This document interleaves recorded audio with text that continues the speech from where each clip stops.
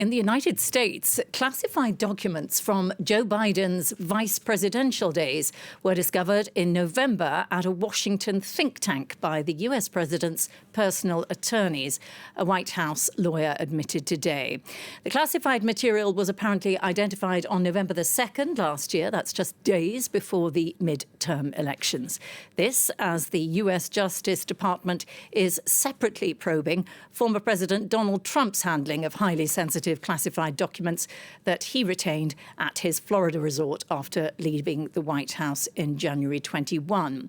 Well, I'm joined now from Washington by our correspondent in Washington, Kedavan Khorjestani, for more on this. Kedavan, so what do we know about these documents dating from the Biden vice presidential days? Were they just lying around? Were they hidden? What do we know about them?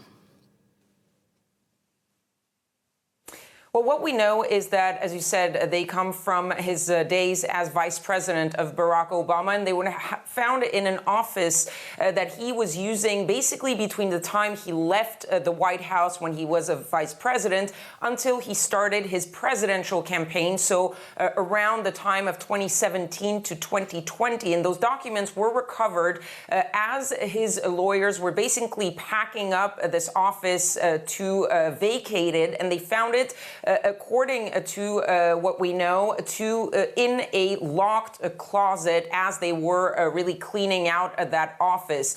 Those documents are classified documents. There are less than a dozen, according to the president's lawyers. And as you said, they were found and recovered on November 2nd, just days before the midterm elections. The lawyers immediately notified the National Archives, who are the rightful owners of any presidential classified documents. They notified them, and National Archives recovered these documents the next day. The Department of Justice has now appointed a U.S. attorney from Chicago to oversee this matter, to do a damage assessment to see what exactly happened, how it happened, what sort of documents were there. And it is interesting to note that the U.S. attorney that was picked by the Department of Justice to oversee this is a holdout, an appointee of Donald Trump. So one of the few remaining U.S. attorneys that was actually appointed by the former president, Donald Trump. But still, a lot of questions remain. What exactly is in those documents? Why they were cleaning out this office space right before the midterm elections? And most importantly, why the White House did not publicize this event before that, and why did they wait for it to leak in the press months later? Yeah, how do the two cases compare? Because Republicans are saying there was a huge fuss made when documents were found at Mar-a-Lago, Donald Trump's private estate, and yet this was allowed to slip under the radar. How do the two cases compare?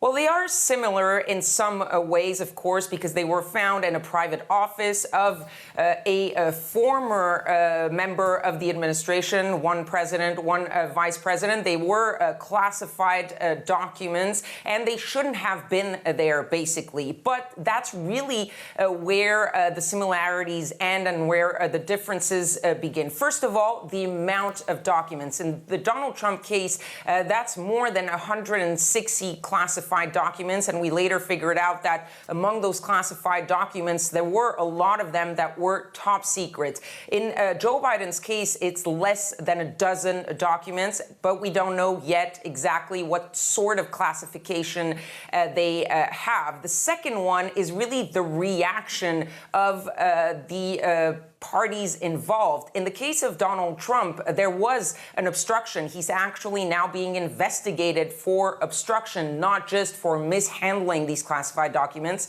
because he was subpoenaed. He blocked that subpoena. He was asked to return these documents. He didn't. He held them out.